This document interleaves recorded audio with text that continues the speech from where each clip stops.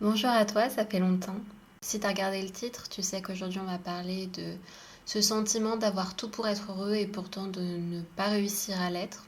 Donc on va essayer de comprendre pourquoi, quelles sont les situations, quels sont les freins et quelles sont les solutions à atteindre cette plénitude, ce bonheur, etc.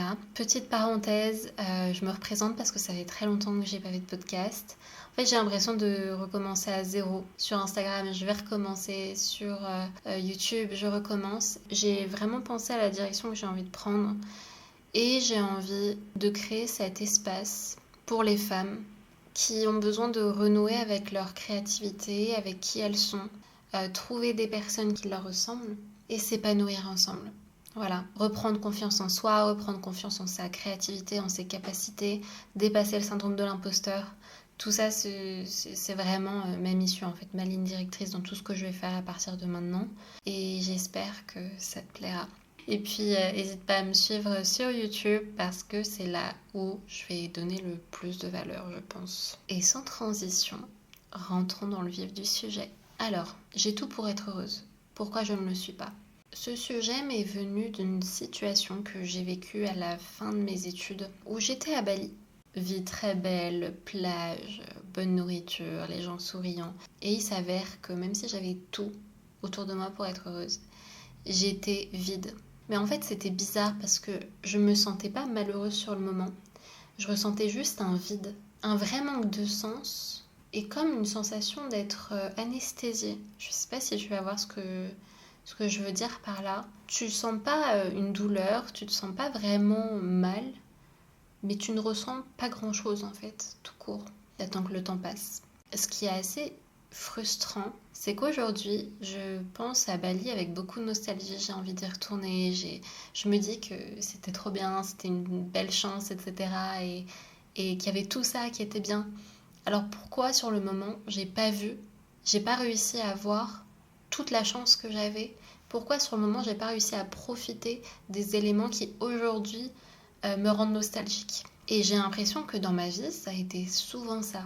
À chaque fois que je suis nostalgique d'une période, d'un événement, d'une relation amicale ou tout ce que vous voulez, généralement sur le moment même, j'ai pas été très reconnaissante. J'ai pas été dans le moment présent. Et généralement, dans le moment présent, je pense toujours à l'avenir, je pense toujours à l'après et je suis jamais satisfaite. Je me dis toujours que je suis pas là où j'aimerais être, je fais pas assez, que je ne suis pas assez. Et ça m'empêche clairement de profiter des choses que j'ai. Alors je vais te lire une citation d'un livre que j'ai lu. Ta deuxième vie commence quand tu comprends que tu n'en es qu'une. Dans ce livre, il y a une femme qui souffre de ce vide et de ce manque de sens et de ce malheur un peu constant sans pouvoir mettre des mots dessus. Et son thérapeute lui répond: vous souffrez probablement d'une forme de routinite aiguë. C'est une infection de l'âme qui touche de plus en plus de gens dans le monde, surtout en Occident. Les symptômes sont presque toujours les mêmes. Baisse de motivation, morosité chronique, perte de repères et de sens, difficulté à être heureux malgré une opulence de biens matériels, désenchantement, lassitude. En fait, c'est avoir la sensation d'avoir tout pour être heureux, mais pas la clé pour en profiter. Voilà, moi c'est une citation qui me parle beaucoup. C'est de ça qu'on va parler aujourd'hui et qu'on va essayer de solutionner. Je t'ai donné un exemple très précis d'une situation qui m'est propre en fait, ce voyage à Bali. Mais cette sorte d'autosabotage, cet empêchement d'être heureux malgré des éléments positifs, on le retrouve dans plein de situations. Donc je vais t'en donner quelques exemples. Ça peut être, tu veux trouver des nouveaux amis, tu te sens seul, etc. Et quand tu trouves quelqu'un avec qui tu commences à avoir une petite connexion, tu te dis: ah, j'ai la flemme. Cette relation, combien de temps ça va durer? Ça sert à rien, je vais pas gâcher mon temps et mon énergie. Ça peut être, quand tu travailles, tu as envie de sortir, quand tu sors, tu veux être devant Netflix, quand tu es devant Netflix, tu culpabilises de pas travailler. On ne profite pas encore du moment présent.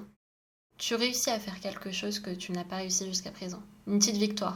Et pourtant, ce sentiment de bonheur, il passe très vite parce que tu as l'impression que c'est jamais assez. Tu ne gagnes toujours pas assez d'argent, t'es pas toujours assez rapide.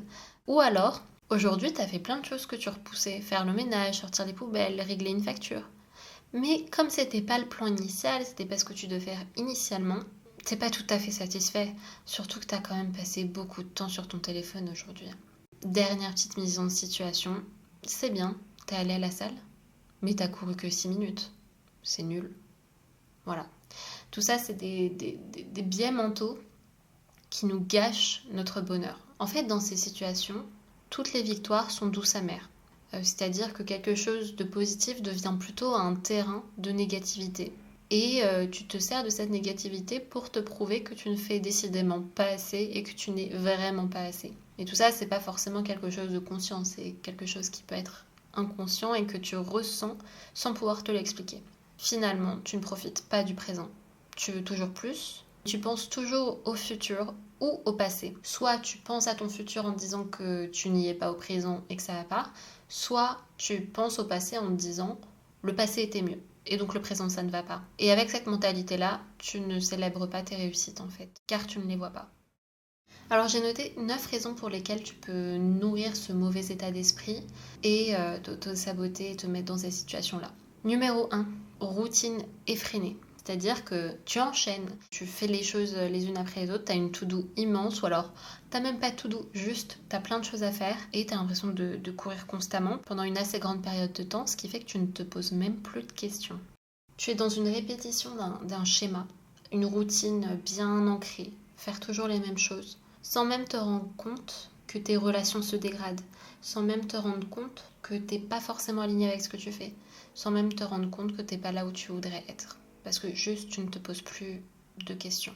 C'est un peu l'image de la grenouille dans une eau bouillante qui ne se rend pas compte qu'elle va vers sa fin parce que l'eau chauffe progressivement. Et là c'est pareil, ta joie s'effrite progressivement, ton alignement se désaligne progressivement, mais tu ne t'en rends pas compte parce que c'est un peu tous les jours. Tu te disputes de plus en plus souvent avec tes enfants ou avec ton mari ou avec tes parents. T'es de plus en plus irritable. T'es de plus en plus stressé aussi. Tu commences à ressentir des choses physiques, perte de cheveux, tu te grattes, etc. Tout ça, pour moi, c'est dû au fait que tu ne prennes pas le temps de souffler, de faire un break et de te poser les bonnes questions. Attention, hein, ça demande du courage et aussi, dans ce genre de situation, je sais qu'on a l'impression de ne pas avoir le temps. Mais j'ai juste envie de dire que le temps, c'est quelque chose qui se choisit, c'est une question de priorité. Tu peux avoir le temps, rien que de prendre 20 minutes pour réfléchir à où est-ce que tu as envie d'aller et est-ce que tu fais les étapes aujourd'hui qui te permettent d'y aller. Est-ce qu'il y a des choses que tu peux killer dans ton quotidien, que tu peux supprimer, qui te feront gagner du temps pour toi. Est-ce que tu t'accordes aussi assez de temps pour toi? En fait, c'est une situation où on met son bonheur et son épanouissement à plus tard en se disant que c'est pas grave, c'est un jour de plus, un jour de plus, un jour de plus, à ne pas poursuivre cette passion, à ne pas faire ce rêve. Mais c'est pas sain. Parce qu'à réfléchir comme ça devient une habitude qui est tellement grande de ne pas se mettre en priorité que c'est très dur de déconstruire. Une autre raison que je vois et que j'ai un peu abordée, c'est qu'on a du mal à être fier de soi parce qu'on manque de sens. Et on manque de sens parce que on ne prend pas la direction qu'on est censé prendre pour notre bonheur. On ne prend pas la direction qui fait qu'on accomplira les choses qu'on a vraiment envie d'accomplir. On n'écoute pas son soi enfant, ses rêves qu'on avait enfant. Et on priorise des responsabilités peut-être d'adultes, mais qui nous négligent en fait en tant que personne. Et puis ce non-alignement, il peut être aussi inconscient, c'est-à-dire que tu as l'impression d'aller dans la bonne direction, mais finalement, est-ce que tu es vraiment dans ta zone de génie? Est-ce que ce que tu fais t'épanouit vraiment? Peut-être que c'est une illusion et que tu te dis que ce que tu fais te correspond. C'est peut-être tes parents, ton entourage qui t'a mis vers cette voie-là. J'ai eu beaucoup à faire à ça dans ma vie. L'impression que j'étais destinée à quelque chose parce que c'était ce qui était attendu de moi. Faut bien différencier le talent des envies réelles. C'est-à-dire que j'avais beaucoup de facilité, par exemple, en politique, en économie, en histoire. Ma mère voulait que je fasse Sciences Po. Alors je me suis convaincue que je voulais faire Sciences Po. Et puis je me suis convaincue que je voulais avoir une carrière diplomate, que je voulais être au top niveau. Et en fait, j'étais drivée par le statut, parce que j'étais drivée par le regard des autres, par ce besoin de félicitations, ce besoin d'être reconnue par ma famille, mes amis, et d'être validée en tant que personne intelligente, en tant que personne, entre guillemets, supérieure. Alors que moi, ma personnalité, je suis quelqu'un qui vit très mal la pression, je suis très sensible. J'avais nourri des rêves quand j'étais plus jeune d'être psy ou alors de faire les Gobelins, donc une école d'art d'animation. et on m'a répondu c'est saturé. On m'a répondu tu peux faire mieux. On m'a répondu que c'était pas des métiers très qualifiés, entre guillemets. Donc voilà, est-ce que finalement, si t'es 100% honnête avec toi-même, mais vraiment 100% honnête avec toi-même, est-ce que tu n'es pas pollué de pensées qui ne sont pas les tiennes en réalité? Est-ce que tu suis une voie pour faire plaisir aux autres ou est-ce que tu suis une voie pour te faire plaisir à toi? Et ça, c'est une vraie question essentielle à te poser si tu veux pouvoir être fier de toi, vraiment fier de toi, et cultiver ta confiance en toi. Tu peux aussi avoir du mal à être fier de toi parce que tu manques de recul. Ça se trouve, c'est juste que tu ne te rends pas compte aujourd'hui que plus tard tu seras fier de toi. Donc peut-être aussi pose-toi cette question. Est-ce que toi, dans 5 ans, seras fier de toi aujourd'hui? Et ce genre de choses qui rendent fier, ça peut être tout simplement, je sais pas, t'es passionné de tricot, bah tu prends 30 minutes pour tricoter alors que ça fait 6 ans que t'en as pas fait.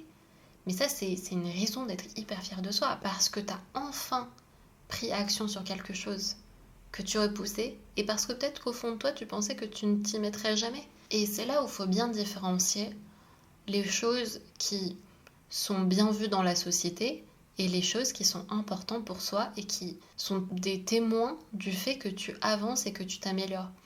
Finalement, cette histoire de faire du tricot 30 minutes, ça veut pas juste dire que tu fais du tricot. Ça veut dire que tu apprends à te mettre en priorité. Ça veut dire que tu apprends à t'accorder du temps. Tu développes ta créativité. Ça veut dire que tu apprends une nouvelle compétence. Ça veut dire que tu arrêtes de mettre de côté tes rêves, tes passions et ce qui te fait plaisir. Ça veut dire que tu as le courage de passer du moment de qualité seul.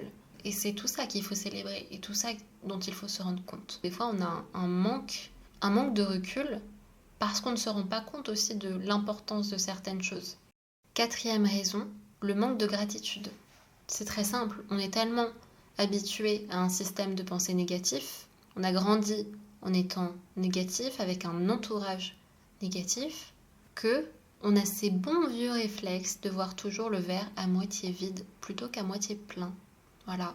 On n'a jamais appris en fait à éprouver de la gratitude. En fait, je me rends compte que pour beaucoup de gens, ce n'est même pas une notion.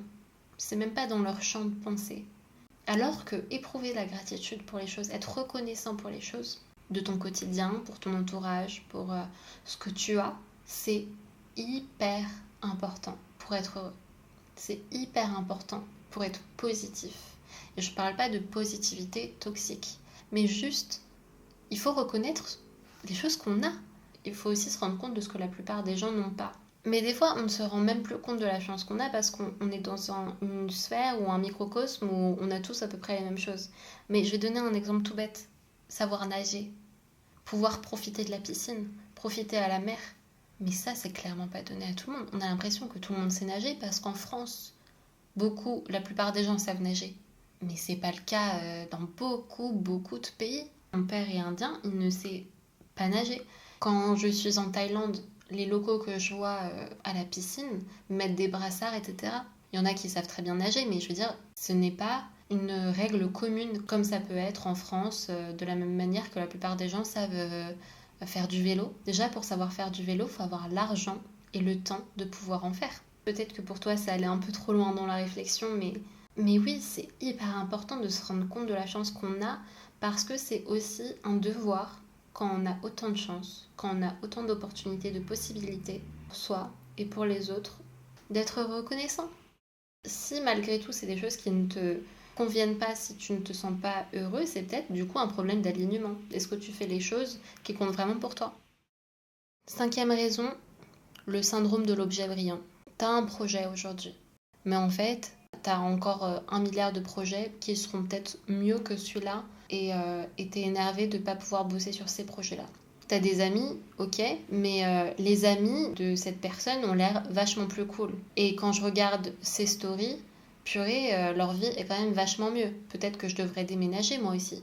Donc voilà, le syndrome de l'objet brillant, je sais pas si je suis très claire, mais c'est vraiment être attiré partout et ne pas réussir à se canaliser, ne pas réussir à se focus, ne pas réussir à être content de là où on est parce qu'on a toujours envie d'autre chose en fait.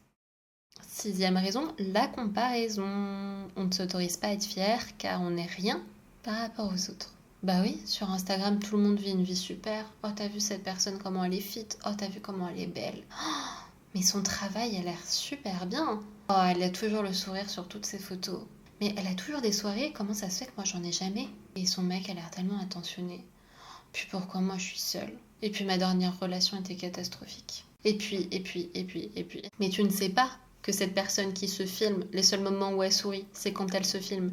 Tu ne sais pas que cette personne vient de se disputer avec son mec et que en fait leur relation bat de l'aile.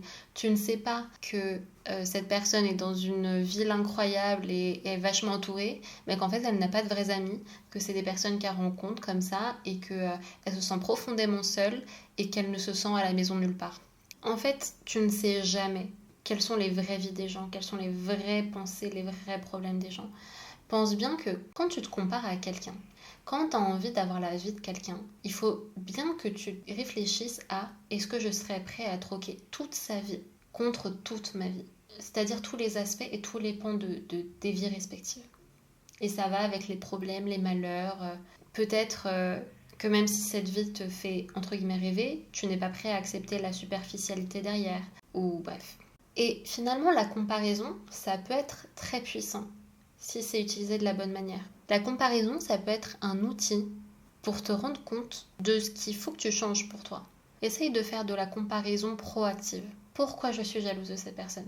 Pourquoi cette chose précise m'attire chez toutes ces personnes? Par exemple, si à chaque fois je tilte sur les corps de rêve de je sais pas qui, est-ce que ça veut pas dire qu'au fond, j'ai envie que ça change pour moi?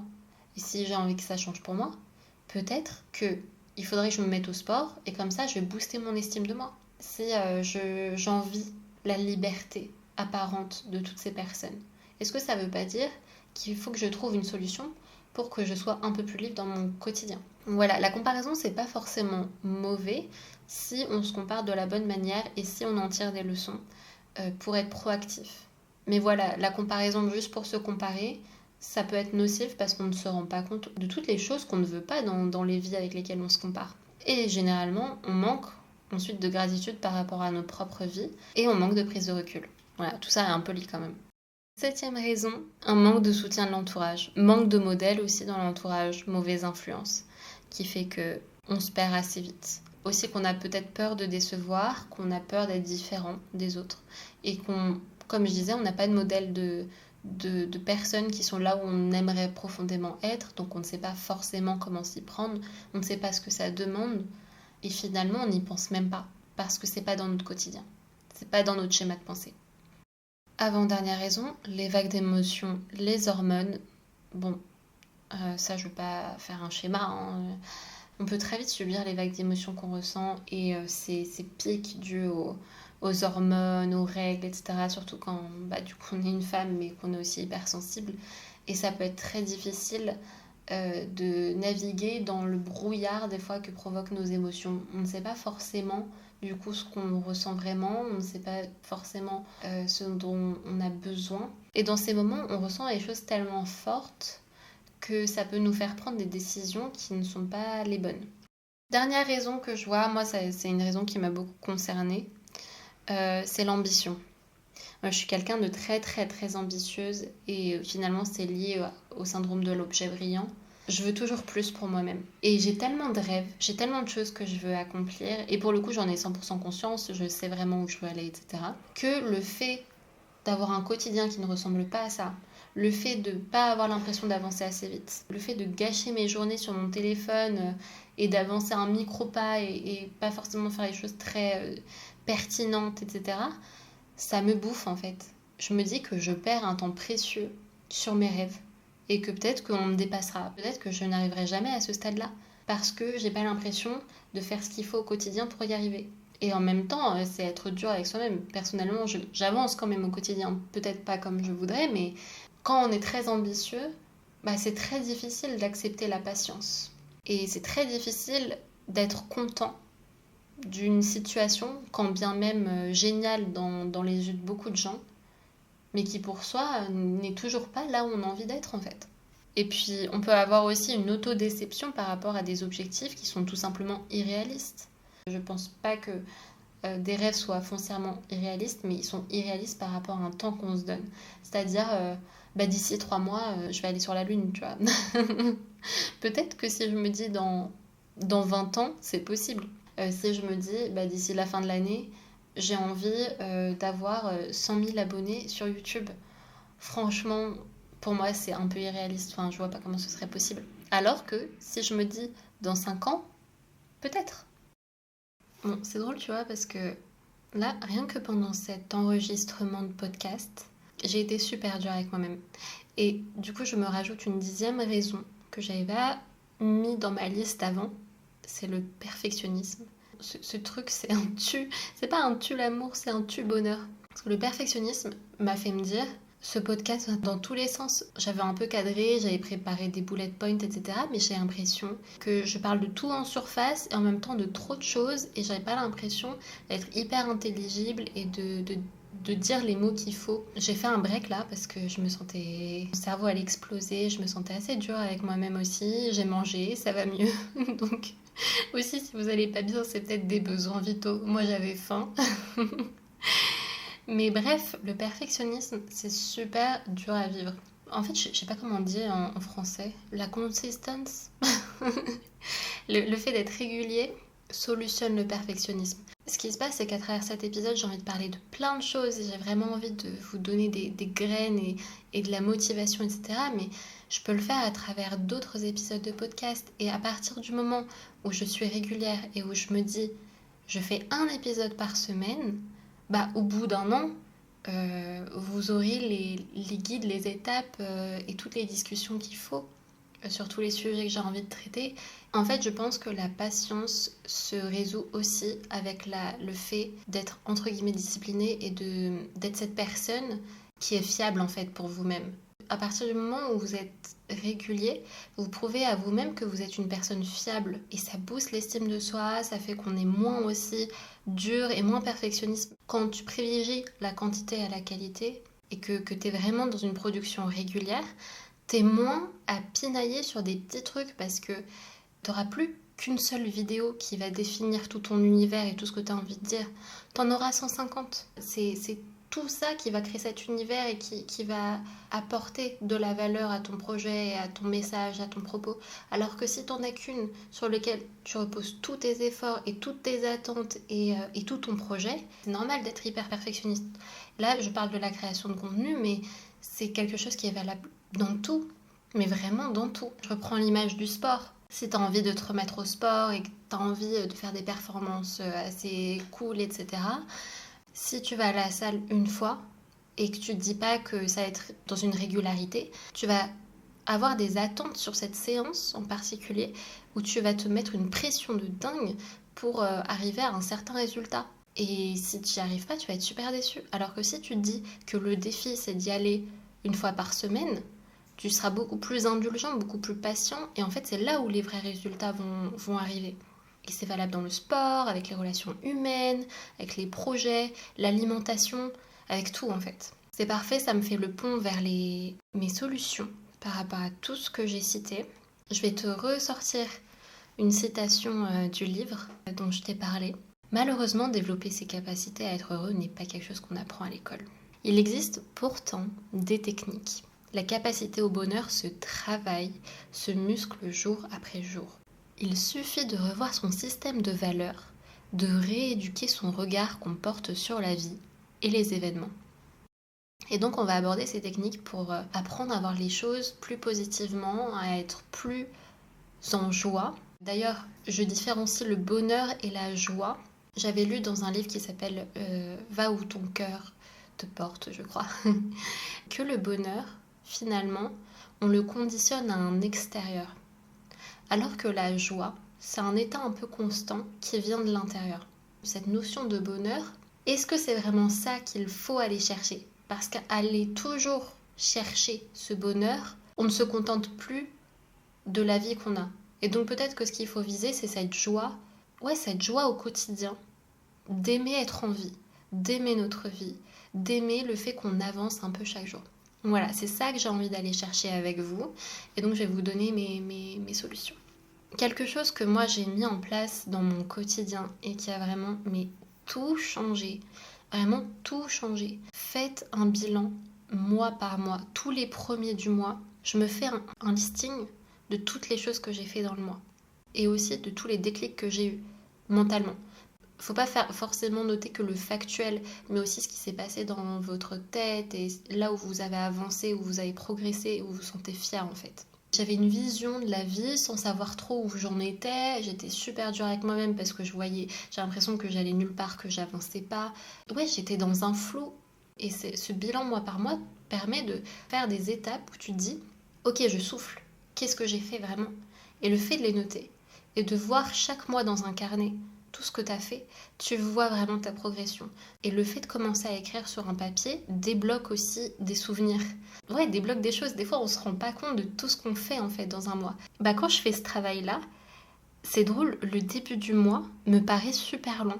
J'aurais dit que ce qui s'est passé au début du mois, en fait, était arrivé il y a 3 mois. Et donc, ça me permet de me remettre dans un espèce d'espace-temps un peu, on va dire, pertinent, où je me rends compte, en fait, de tout ce que j'ai fait et de toute l'avancée que j'ai fait en un mois réellement, factuellement. Et après, je me sens hyper bien, je me sens hyper fière, et ça me permet d'être plus réaliste aussi par rapport à ce que j'attends de moi au mois prochain. Donc l'étape d'après, ça peut être de mettre des objectifs pour le mois qui suit, mais ça peut être aussi juste de mettre des intentions, pardon. C'est-à-dire, ce mois-ci, j'ai envie de prendre plus de temps pour moi. Ce mois-ci, j'ai envie de régler toutes mes factures qui traînent. Enfin voilà. Tu te sens vraiment, vraiment avancé. Et pourtant, tu n'as pas forcément factuellement changé quoi que ce soit à ton quotidien, mais juste, tu as pris le temps de te rendre compte. Et là, ça vient solutionner le manque de recul qu'on peut avoir et ça vient aussi cultiver la gratitude et la conscience de soi, l'estime de soi, la confiance en soi. Se rendre compte qu'on est cette personne qui, oui, a fait tout ça, qui, oui, est fiable pour soi. Et même si tu n'as pas fait autant que ce que tu voudrais, ça te permet de te rendre compte des points sur lesquels il faut que tu travailles. Après, bon, je te donne une seconde clé, mais ça, moi-même, je le fais pas. Je devrais le faire. En fait, je faisais ça quand j'étais encore en études. Je me sentais seule et tout. J'avais déménagé au Canada et j'étais assez déprimée. J'avais mis cette routine en place et ça a tout changé. Je me suis vraiment mis dans une optique de dev perso. J'ai commencé ensuite à faire ma gym le matin, faire de la méditation, à beaucoup plus sortir, à beaucoup plus embrasser la vie. C'est drôle. Tout ça vient du fait que chaque soir, j'écrivais de quoi est-ce que je peux être fière aujourd'hui. Et donc là, t'es dans un élan de gratitude. C'est pas forcément fier, c'est de quoi est-ce que tu peux être reconnaissant aujourd'hui. Tu notes 5 choses. Et ça peut être des choses aussi simples que j'ai mangé un super bon repas, j'ai regardé un super bon film, etc. Et pour éviter cette positivité toxique, ensuite de ne pas s'autoriser à ressentir quelques petits trucs négatifs, de ne pas s'autoriser à vouloir faire mieux, etc., j'avais une colonne où je notais qu'est-ce que je veux améliorer. Je ne voyais pas que le positif, mais je le tournais quand même positivement. C'est-à-dire que j'ai pas noté qu'est-ce qui n'a pas allé, qu'est-ce que j'ai détesté, mais qu'est-ce que je veux améliorer. Et ça te met dans une dynamique qui est beaucoup plus saine en fait. Par exemple, j'ai passé trop de temps sur mon téléphone. Par exemple, ce matin, je suis restée trop longtemps dans mon lit. Par exemple, j'aimerais ne pas procrastiner ce devoir ou ce projet que je procrastine depuis trop longtemps. Voilà. En 3, pour solutionner l'alignement, cette histoire de désalignement, alignement, est-ce qu'on va dans la bonne direction ou pas, il n'y a pas 36 000 solutions. Il faut être sûr qu'on avance dans la direction que l'on veut et surtout se pardonner si c'est pas assez rapide. Et comment est-ce qu'on peut savoir si on va dans la direction qu'on veut? Ça peut demander un travail d'introspection assez intense. En vrai, moi j'ai fait ce gros travail d'introspection quand j'étais à Bali. Je me demandais quelles étaient mes raisons d'être, qu'est-ce qui me procurait de la joie, qu'est-ce qui me bouffait de l'énergie. Ça c'est une très bonne technique. Ok, il y a 2 très bonnes techniques, je trouve. Se demander qu'est-ce qui te prend de l'énergie, qu'est-ce qui t'en donne. Tu fais une colonne comme ça, enfin un tableau, et tu notes les trucs. Deuxième technique que j'ai trouvée assez puissante, c'est la liste de tout ce que je veux changer aujourd'hui. En étant très honnête avec moi-même. Qu'est-ce qui ne va pas aujourd'hui dans mon quotidien que j'ai envie de changer? Et ensuite, mettre en place des actions, un plan d'action en fonction. Ça, c'est des micro-trucs. Je m'étais aussi demandé quels étaient mes why, donc ma mission dans la vie. Bon, ça, j'arrivais pas du tout à répondre à cette question. 1 an après, J'ai réussi à y répondre et c'est là où aussi il faut se pardonner parce que des fois une réflexion se nourrit avec le temps. Tu ne vas pas trouver tes réponses tout de suite. Et moi j'ai eu cette grosse période après mon introspection où je restais dans le flou. Ok, j'avais fait un travail interne, mais j'avais toujours aucune idée de où j'allais, mais parce que c'était des réponses qui se formaient avec des actions progressivement. J'ai commencé à me mettre sur les réseaux sociaux et c'est en faisant, c'est en postant, c'est en me mettant dans cette dynamique de faire et d'avancer, non pas exactement là où j'avais envie d'aller, mais d'avancer dans une direction à peu près qui me convenait, que j'ai commencé à affiner, à voir ce que j'aimais pas, à voir ce que je voulais changer, à voir ce que je voulais garder. Donc, faut pas oublier de se mettre dans l'action et de dépasser la réflexion. Donc, un autre outil, et je pense que c'est l'outil premier que tu dois mettre en place, c'est le vision board. Promène-toi sur Pinterest, regarde sur Google. En fait, prends des captures d'écran, des choses qui t'attirent. Et n'aie pas honte ou ne te bride pas. Il n'y a pas de limite. Zéro limite. Ok, cette villa à Miami t'attire et tu te sens super loin de ça. Mais on s'en fout si tu te sens loin de ça. Prends cette capture d'écran et tu fais ça pour tous les aspects de ta vie, tout ce qui t'attire. Enfin, moi, j'en fais un tous les ans. J'en fais pas un de ma vie, mais tu peux en faire un de ta vie. Par exemple, j'ai mis apprendre des langues, apprendre plus sur l'histoire, des trucs que j'ai délaissés depuis le lycée et qui me rendaient un peu malheureuse. Parce que j'ai toujours été passionnée de philosophie, d'histoire et tout. Et pourtant, je ne sentais pas la légitimité de continuer à apprendre vu que ça ne faisait pas partie de mon parcours. Mais on s'en fiche si c'est quelque chose qui te rend heureux.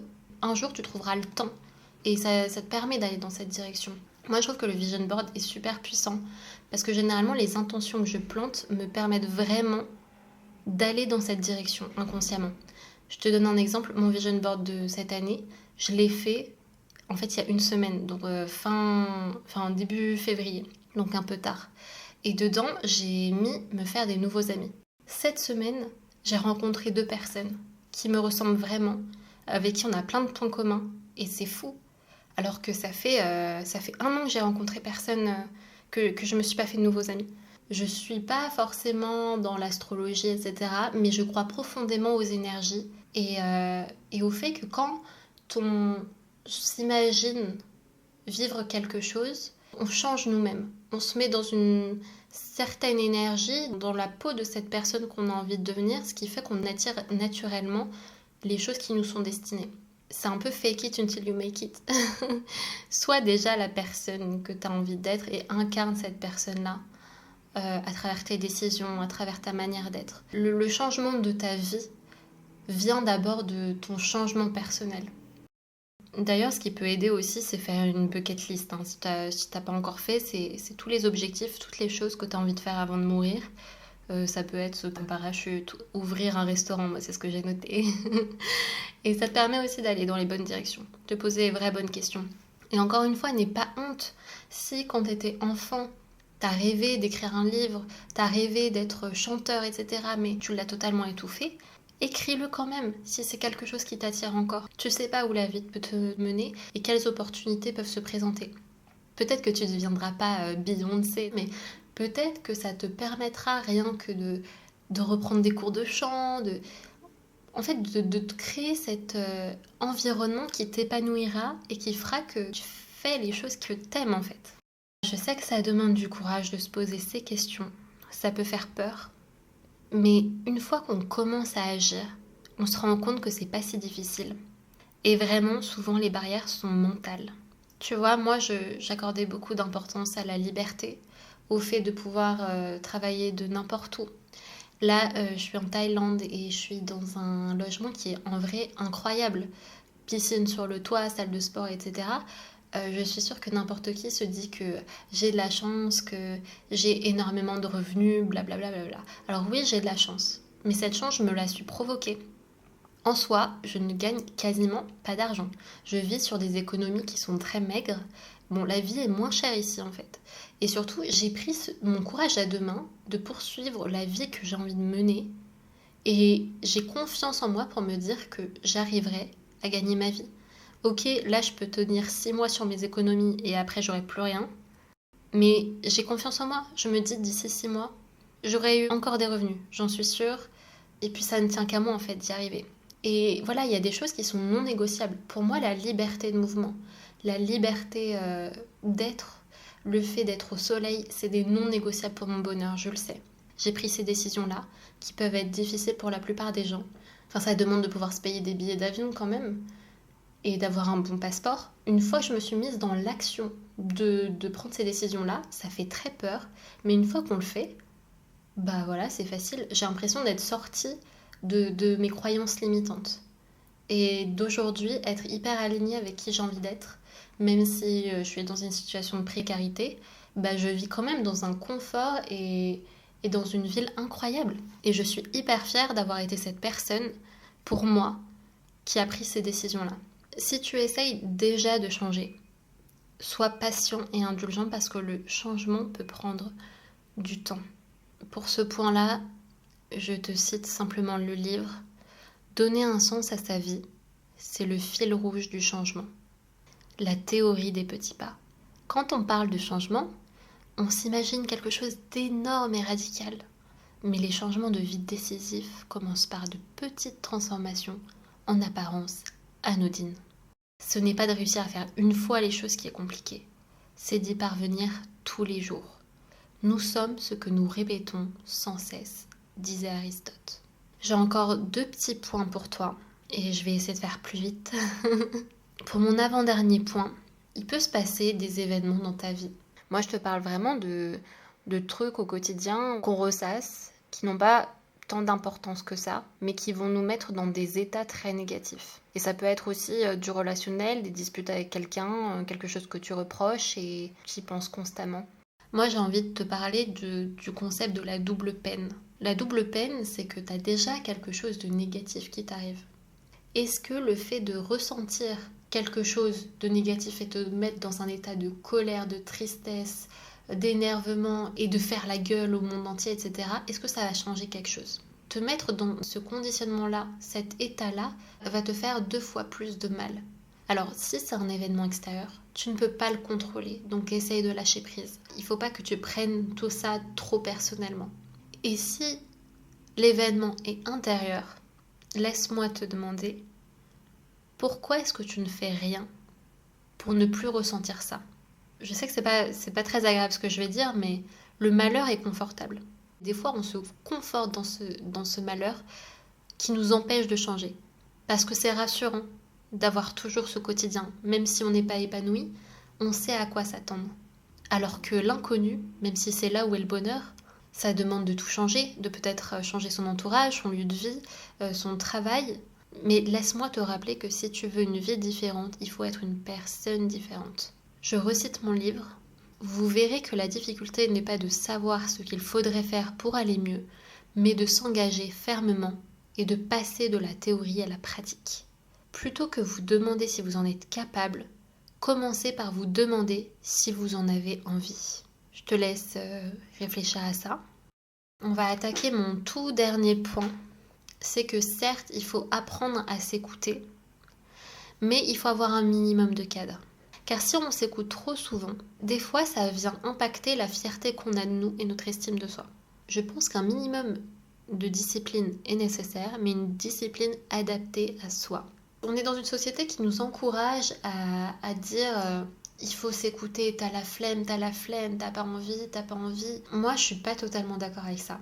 Il faut différencier les situations où vraiment il faut apprendre à s'écouter, c'est-à-dire quand t'es malade, quand t'es épuisé, ok, il faut faire des pauses. Mais des pauses qui sont quand même proactives, c'est-à-dire bah ok, tu vas lire, ok, tu vas dessiner, ok, tu vas sortir, tu vas marcher, tu vas méditer, et pas que aller scroller sur les réseaux sociaux. Parce que notre cerveau peut vite nous jouer des tours. Des fois, j'ai l'impression d'être fatiguée, alors que ce qui s'est passé, c'est que j'ai juste passé 3 heures sur Instagram à scroller. Du coup, mon cerveau se sent épuisé et du coup, j'ai encore moins envie de travailler. T'as l'impression de ne pas avoir d'énergie, de ne pas avoir de motivation. Le piège, c'est de s'écouter dans ce cas-là et de vraiment pas travailler. Et à long terme, ça vient clairement impacter ta confiance en toi et ton estime de toi parce que tu te sens, excusez-moi pour le mot, mais tu te dis que t'es un peu une merde, quoi. Tu te dis que t'arriveras jamais à rien, Enfin bon, tu peux vite être super dur avec toi-même. Tu commences à psychoter aussi, à dire mais pourquoi est-ce que t'es tout le temps fatigué? Pourquoi est-ce que t'arrives pas comme les autres? Pourquoi est-ce que t'arrives pas à avancer? Et c'est pour ça que c'est hyper important de certes être indulgent, mais de s'imposer un minimum de cadre. Aller marcher le matin, aller marcher le soir, avoir un temps de travail bien défini, peu importe les tâches que tu mets dedans, avoir un temps de travail défini. Et tu verras, tu trouves une solution adaptée et tu te sentiras beaucoup mieux après. Et puis si besoin, secoue-toi, va 5 minutes dehors, mets une bonne musique, regagne ton énergie comme ça, fais une petite routine des primes et tu verras que ça ira beaucoup mieux. Enfin bref, voilà, c'est la fin de cet épisode. On se retrouve mardi prochain. Et n'hésite pas à venir me parler sur Instagram, me dire ce que tu as pensé de l'épisode, ou à laisser un commentaire et me dire si tu as d'autres solutions, d'autres choses que tu vois, s'il y a quelque chose qui t'a parlé en particulier ou pas. Voilà, je te fais des bisous. Salut!